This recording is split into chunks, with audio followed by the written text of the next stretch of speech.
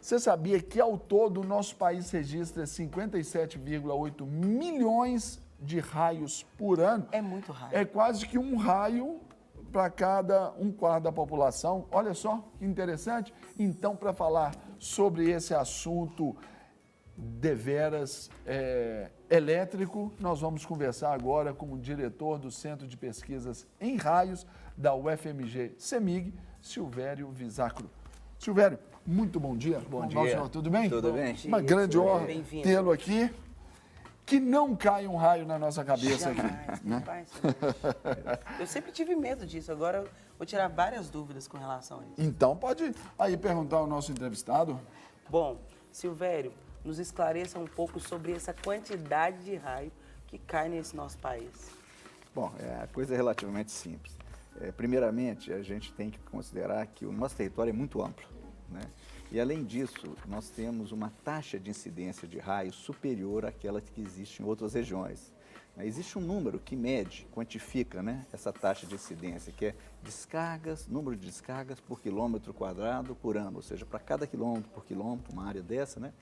E esse número no Brasil é em torno de 5 a 6 descargas por quilômetro quadrado por ano, enquanto, por exemplo, na Europa, França, Itália, é em torno de 1 a 2.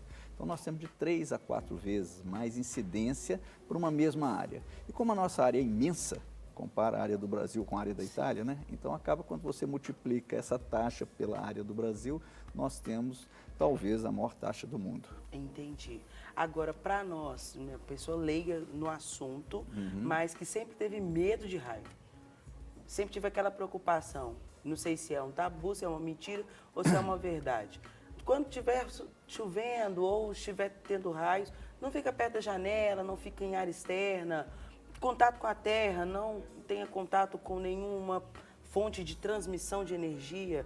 Isso é fato, é verdade? Tudo que você falou aqui é verdade, né?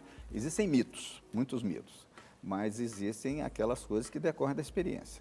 Então, numa tempestade, em momento de tempestade, você nunca deve ser aquele objeto em maior exposição, em termos de altura. Então, se você está numa área aberta, né, você é o local mais provável em que haja uma incidência, tá certo? Você não deve tocar aparelhos elétricos, etc., em momentos que você está ouvindo barulho de trovões, etc., porque está ocorrendo raio. Por quê? Porque eles podem incidir na rede elétrica ou na rede de telecomunicações, que é muito extensa. A probabilidade de incidência ela é muito grande e os condutores transmitem aquela energia associada aos raios incidentes para as residências, né? Então, há realmente razão em tudo que você colocou aqui. Entendi. No caso de estar, então, num lugar aberto, assim, com uma incidência de raios, a instrução é se abaixar. Sim, Independente se até abaixar, deitar não é mais recomendado. Não Por é. causa da questão que ela falou, né? Você está tocando no chão, quando você tem a incidência de um raio próximo, você estabelece potenciais, né, tensões no solo. E se nesse ponto, a melhor coisa é você estar com os pés bem próximos. Se você estiver deitado, você vai ter partes em locais diferentes. Por exemplo, por que morrem tantas vacas em momento de tempestade? Você tem um raio, incide às vezes numa árvore ou próximo, e você estabelece potenciais, diferenças de potenciais ou tensões no solo. Se você tem pontos diferentes, a corrente penetra numa parte do corpo e sai pela outra. Se você está deitado, há esse risco. Ela entrar, por exemplo, então na sua mão e sair pelo pé. Ela passa pelo coração, podendo causar a morte, né? Então, Parada cardíaca. o pé, quanto mais junto, melhor. Melhor, e você deve estar agachado, né? Isso Por exemplo, enquanto você está ouvindo a tempestade, até você poder se abrigar, né? E quando a gente fala de todos nós estamos agora numa área urbana, começou a chover ali, você tem como se abrigar, ótimo. Se não, aí você tem que ficar, qual deve ser a... Bom, essa é uma coisa difícil, né? Porque se você está no meio de uma chuva, que é normalmente quando tem tempestade, você quer correr, né? Mas se você está vendo que a coisa está muito intensa, não é prudente fazer aquilo. Realmente seria bom se agachar um pouquinho, aguentar um momento para a situação estar mais tranquila e você procurar, assim, uma condição de abrigo, que pode ser num edifício, dentro de um carro, de uma edificação. Isso que eu ia perguntar. Então, dentro de um carro, passa por causa do isolamento que os pneus trazem? Absolutamente. Esse não, é o mito. Não tem nada, isso é mito. Não tem nada a ver com isolamento, né? Tem a ver com o fato que a gente chama gaiola de fada. A corrente do raio, ela sempre que ela atinge um corpo condutor, ela é periférica, ela não penetra no volume. Então, quando você entra num carro, A corrente de um raio que eventualmente incida sobre o carro, ela vai passar pela periferia, pela parte metálica externa e vai penetrar no solo pelo isolante, que é pelo pneu. próprio certo? pneu. Você só não pode estar com o pé para fora, porque senão você também pode ter o percurso Um agente pelo seu condutor corpo, ali, agente né? condutor. Então, essa ideia, as tensões associadas ao raio, elas são de milhões de volts. Então, o isolamento de um pneu, ele não faz a menor diferença, tá certo? Então, realmente, quando você está em qualquer estrutura metálica, um ônibus, um carro, né, ou mesmo uma edificação, mesmo que ela não tenha um sistema de proteção contra descarga, mas se ela tiver as ferragens que você usa normalmente, né, nos pilares, no teto, quando você faz, né, a laje, etc., a corrente vai passar por essas partes, ela não vai penetrar a edificação. E, normalmente, os antigos falavam isso, né? Menino, sai do banho quando está dando raio, chovendo. Isso também é um fato verdade? É um fato porque ele acumula dois aspectos. O primeiro que você já falou, que é o sistema elétrico, ele pode trazer um surto de tensão associado ao raio. E a outra é uma condição crítica, você está com o corpo todo molhado, então a impedância do seu corpo diminui muito. Então a corrente que tende a passar pelo seu corpo, pela água e pelo seu corpo no momento de uma eventual incidência próxima à sua casa fica muito grande, aí você corre risco. O que também seria recomendado seria também, começou ali a tempestade, está vendo que está com muitos raios, tirar os aparelhos da tomada também é importante. Né? Isso nem sempre a gente possível. faz isso, né? É possível, né? Se você está em sua casa, por exemplo, você está ouvindo realmente uma incidência muito forte de raio pelos trovões que você ouve ou pela percepção, é prudente, sobretudo para os equipamentos digitais, né? Televisores e coisas assim que têm uma microeletrônica, certo? Porque eles são muito susceptíveis a estrago. Né? Agora, existe um momento que não tem dúvida, por exemplo, quando que a gente viaja, não é no verão, para tirar férias? Se vai tirar férias, é o momento que você tem mais incidência de raios. Raios, tipicamente, nós temos em chuvas de verão, tá certo? E aí, você vai passar 15 dias fora, tira da tomada todos os equipamentos digitais. Aí você já tem uma menor chance de você ter queima de equipamento por conta disso. Porque os disjuntores que desligam os equipamentos, os próprios equipamentos, eles não têm suportabilidade para as tensões que são geradas por um raio. Aí também, até negra, deixa eu só para falar aqui sobre esse efeito causa, nessa relação causa e efeito. Tempestades, aí um raio caiu, aí tivemos problema na rede elétrica da região, aí acabou a luz. Sim. Acontece muito. Aí também, até por instrução, é bom que tire os aparelhos possíveis ali da tomada para quando voltar a energia... É um outro efeito, Aí, porque quando a concessionária ela reenergiza a rede, você tem um transitório que gera sobretensões, não tem nada a ver com raio, Sim, mas é decorrente da ação do raio. Isso. E esses transitórios, muitas vezes, eles queimam componentes, né? Sobretudo os componentes digitais. Agora, então, vamos dar uma olhada ali em algumas imagens de uma nuvem carregada? Então, Silvério, comenta pra gente essa imagem, por favor, dessa nuvem carregada. O pessoal está ali na praia, imagina, porque a imagem ali é de uma praia, né? Muita gente às vezes não Isso. sai quando vê essa nuvem. Fica lá. Fica vendo. lá. Não deveria, pelo esperando, menos, né? né? Não deveria. E mineiro, especialmente. Principalmente, porque a gente fala, eu estou aqui, tem que aproveitar ao máximo, mesmo que chova. Não é isso? Na realidade, o que acontece? Essa figura é interessante porque ela mostra a origem de tudo. O raio só ocorre quando nós temos nuvens de tempestade. Né? E essa é uma nuvem de tempestade típica, que a gente chama de cúmulos nimbus. Cúmulos nimbus. Cúmulos nimbus. É aquela nuvem, a gente já vê à distância, aquela nuvem negra, fala, olha, é uma nuvem de tempestade, vem tempestade aí. Então, esse é o princípio de tudo. Você só tem raios quando você tem essas nuvens de tempestade. Né? Talvez fosse interessante explicar um pouquinho o processo do raio. Essas nuvens, elas se formam quando há o encontro de... Tem até uma imagem aí de como se formam os raios aí, até para tentar ilustrar. Ali o senhor ajuda o senhor ajuda, ali? perfeitamente. Né? Na realidade, a nuvem de tempestade, ela se forma quando há o encontro de frentes quentes, ascendentes. O dia está muito quente, então tem as frentes quentes, o ar sobe, né? E a entrada de vigorosas frentes frias que são descendentes. Quando elas encontram, elas formam a nuvem de tempestade. Então, a nuvem resulta disso. E é interessante que no mesmo processo em que a nuvem é formada, ela se eletrifica, faz parte do processo. Então, a nuvem fica carregada, como ilustra aquela primeira figura que ali está. Nós estamos vendo aquela casinha, a nuvem em cima. E os processos também acabam resultando numa separação. As cargas negativas tendem a ficar na parte inferior da nuvem e as cargas positivas na parte superior. Essas cargas negativas, como estão mais próximas à Terra, induzem também cargas de sinal contrário, positivas no solo, como vocês estão vendo.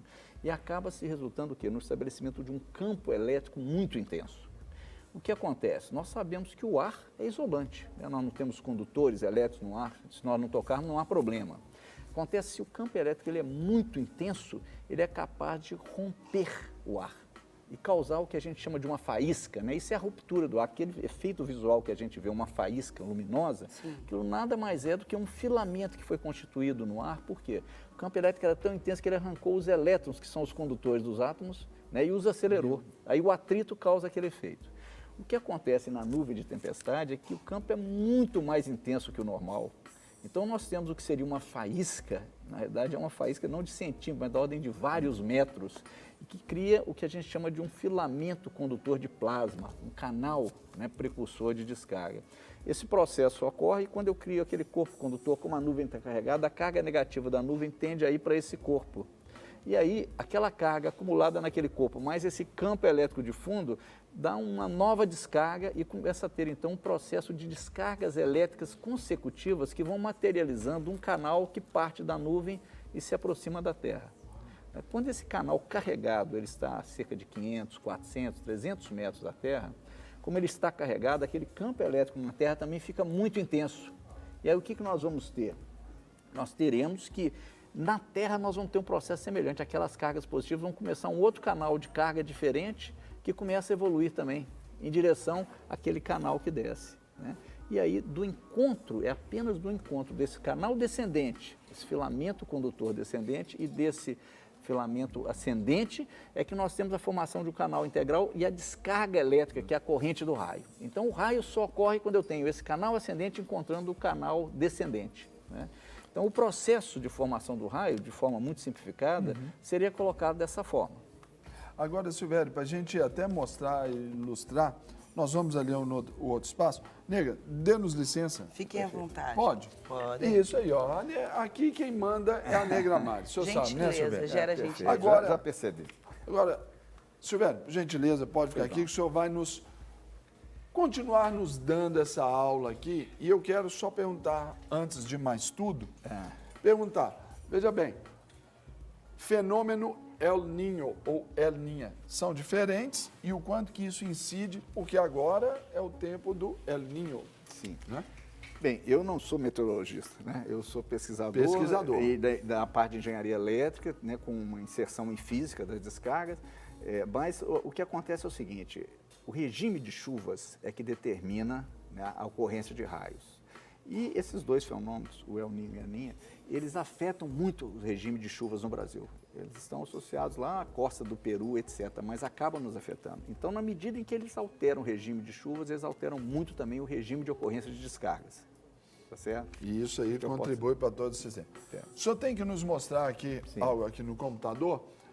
Conta então, pessoal de casa, o que o senhor vai nos ensinar agora e nós vamos aprender aqui. Inicialmente, estou mostrando para vocês as uma imagens imagem serão geradas aí. Tá. Isso. O que eu estou mostrando aqui para vocês agora é uma imagem da nossa estação do Morro do Cachimbo. Vocês estão vendo aqui essa montanha, né?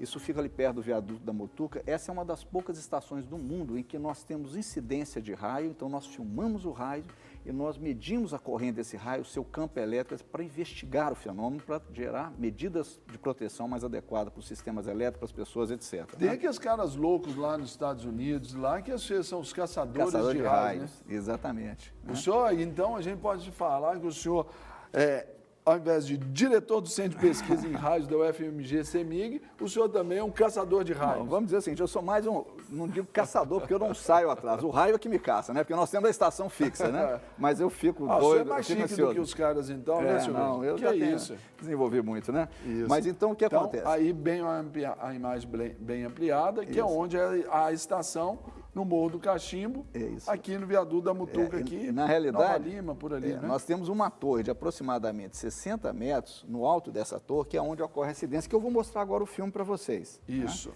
Quer dizer, isso aqui vocês estão percebendo que nessa estação nós temos uma série de equipamentos, nós temos uma torre instrumentada e um dos equipamentos mais importantes é uma câmera ultra rápida, né? Isso é o campo da visão da câmera e aqui o nosso morro da estação, né? E aqui nós vamos mostrar Então, quer ver, em seguida... só para identificar o telespectador, volta aquela imagem anterior Anterior, lá. isso. Aqui, ó, onde estava aquele círculo aqui, Ó, desculpe. quer ver? Isso. Não é isso? Isso.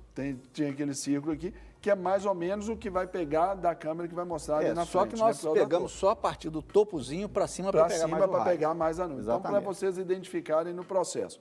Então, vamos a outro filme. Então vamos agora, mostrei a estação e agora eu vou passar o filme efetivamente, que vai mostrar uma incidência de raio na nossa estação. Gente, você está aprendendo sobre raio e entendendo Está que o aparecendo? Brasil... Olha aqui, observem como nós temos o canal descendente, que eu falei, ramificado, o canal ascendente, a conexão, e aí nós temos a ocorrência do raio. Foi tão intenso o efeito luminoso que nós não percebemos o trajeto do canal entre nuvem e solo, pelo qual há o fluxo da corrente do raio, que é o que causa o dano, é a corrente do raio que causa morte, que causa danos, etc. Né? Então eu agora vou mostrar esse filme, se você me permitir, Claro, mas numa outra aqui é o perspectiva programa mais só. didática, não é verdade? Então eu vou voltar aqui, colocar aqui agora e vamos... Pessoal, este é o Silvério Visacro, que é diretor do Centro de Pesquisas em Raios da UFMG e CEMIG. Observem que agora eu vou controlar o processo, né? Cada toque que eu dou aqui no computador, que permite ver uma extensão e o canal Aqui, ó, já ascendente... começa a aparecer aí, ó. E esses são os descendentes, né? Agora, se a imagem mostrar ali, ó, abaixa um pouco da... Aqui, ó, onde está meu dedo, já começa essa ascendente. ascendente. Aí o que eu vou mostrar agora é o seguinte: cada passo que nós temos aqui, cada mexida corresponde a 25 milionésimos de segundo. Esse evento é muito rápido. O evento todo é da ordem de 20 milissegundos, essa formação. Né? Então, nós temos uma câmera ultra rápida. O que eu vou mostrar aqui é cada toque meu corresponde a 25 milionésimos de segundo de passo. Observe. Vocês estão vendo o canal descendente evoluindo, o canal ascendente também evoluindo. Né? Às vezes ele fica um pouquinho menos visível. Né? Olha que bonito. Esse filme é raríssimo, né? Isso aí poucos tem um filme desse no mundo. E Tá agora, vendo? Pessoal, aqui no De Tudo Um Pouco, todo mundo tem o melhor. Só Então, prateleira de cima. observem como que esse canal ascendente, ele sob o efeito das cargas, ele vai dançando, né? E se aproximando cada hora de um dos lados, até que ele dá um passo adicional e finalmente nós vamos ter agora a conexão do raio. Aí já foi o fechamento. Foi efeito luminoso, né? E aí nós temos... O tempo vai passando, à medida que a corrente no canal diminui, ele vai ficando menos visível. Observe que a nossa torre está aqui, não tem efeito luminoso, porque ela é metálica, então não tem o efeito luminoso, que é o fluxo da corrente por esse canal ionizado, causa muito calor, né? E o calor causa o efeito luminoso também, é como se fosse um filamento de uma lâmpada incandescente, tá certo? Ele causa o efeito que é o chamado relâmpago. E também o calor causa a expansão do ar muito rápida. Raio e relâmpago. O raio é o fenômeno todo, o relâmpago é o aspecto visual, é a parte visual do efeito. Em seguida, essa expansão do ar promove uma onda de choque sonora que se propaga. E aí nós ouvimos o trovão. O trovão. Que é a outra manifestação do raio. 6, 7 segundos depois, né? Exatamente. Isso é importante, é interessante falar isso pelo seguinte. Observe, nós temos o fluxo, a percepção do efeito visual, ela é instantânea porque é com a velocidade da luz, que é altíssima. Então, ocorreu o raio, nós o percebemos imediatamente. Já a velocidade do som, que é com a qual o trovão vai se propagar, ela é da ordem de 340 metros por segundo. Significa o seguinte, 1 quilômetro gasta mais ou menos 3 segundos. Tá certo? Então, se você perceber um raio, começar a cronometrar e viu ali 9 segundos, como era, que requeriam 3 segundos para cada quilômetro, 9 segundos... 3 quilômetros. 3 quilômetros. Então, você consegue, inclusive, perceber, olha, vou correr. Na verdade, não dá tempo, porque é tão rápido. E até você pensar, até chegar a essa conclusão, principalmente para quem não tem a manha habilitada aí com isso, aí... mas na realidade, quando eu estou em casa e eu quero ver se o efeito foi forte ou não, eu percebo o visual e já começo a contar na cabeça mesmo, para perceber se foi a 300 metros, 500 metros, 2 quilômetros, 3 quilômetros, né? Ou se está aproximando, né? No próximo raio que eu vou ouvir, etc. Né? Gente, então, muito linda essa figura aí. Não, deixa a figura na tela ali. Professor, passar aqui, vamos voltar aqui. Mari, você viu? Que coisa linda, por gentileza. Então, e eu tinha, aquilo que eu te falei, leiga completamente e cheia de coisas de infância. Menino criado por vó, que vó falava assim, olha, você tá vendo esses raios? São as nuvens batendo uma nas outras. Tinha isso também, quando era Mas você sabe que existem esse raio que eu mostrei é o mais comum, 90%, quer dizer, que nós temos que percebemos na Terra. Mas existem também raios de nuvens, entre nuvens e intranuvens, são a maioria. Os raios para a Terra são apenas 20% dos raios. A maior parte é raio de nuvem. Às vezes nós nem percebemos, porque o corpo da nuvem não nos permite perceber, ele omite, a gente só vê o que a gente chama de relampejar, né? Você vê aquela luminosidade que você nem percebe o trajeto do raio, né? Mas os raios para a Terra são 20% dos casos. Então a sua avó não estava de todo errada. Não é um atrito entre nuvens, mas nós temos os raios das nuvens também, né? A sabedoria popular ali já apontou pelo menos o caminho, né? Exatamente. Nossa, agradecemos muito pela sua participação. Fui extremamente orientada hoje e fiquei mais apreensiva ainda quando aparecerem os raios. Eu vou com certeza me proteger mais, porque às vezes a gente é até um pouco mais ousado, né? E fala, não, é só um raiozinho, deixa pra lá, não vai cair aqui. Então a gente não pode tomar, como se diz, não pode deixar de prestar atenção. Você sabe que em alguns países a taxa de mortalidade por raios, no Brasil é coisa da ordem de 100, por exemplo, já reduziu a metade por causa das boas práticas. Na França, se você não vai para um piquenique se você tem um dia de tempestade, né? E nos parques você tem alarmes, etc. Coisa que nós não temos no Brasil, mas você reduz a probabilidade de morte bastante se você tem as práticas adequadas. Mas esse é o serviço de utilidade pública que o nosso de Tudo Um Pouco presta ao nosso grande público ali para trazer informação. Então agora, olha, tanto de gente lá que recebeu essas informações, essas orientações aqui, foi educado, vai para a praia, veio, ó, Cúmulos nimbus. Cúmulos nimbus, aí já vai saber que, ó, perna para quem te quero, cascar fora, como o mineiro fala, não é isso? Isso. E pronto. E passou, aí dá para voltar para a praia, É não isso dá? mesmo. Não só na praia, no campo, né? No nosso caso aqui, que temos muitas cachoeiras, o pessoal costuma ir para a mata e sabendo que as árvores, elas são um campo de transmissão de energia. Na verdade, normalmente a pessoa se abriga sobre uma árvore isolada, né? Que é o ponto preferencial de incidência. E aí você tem o problema de que a corrente do raio, ao estar descendo pela árvore, como a árvore ela tem uma impedância muito elevada, uma resistência elevada, uma pessoa que seja próxima, muitas vezes há um arco elétrico forte, né? Salta para a pessoa e passa por nosso corpo, que é bom condutor. Isso mesmo. Então é bom prestar atenção e tomar muito cuidado quando você estiver nessas regiões. Não quer ficar um segundo por fora da nossa programação? Agora você pode nos acompanhar através das plataformas digitais. Não perca tempo, acesse, curta e siga-nos. Fique por dentro de tudo o que acontece por aqui. Rede Super, inspirando você.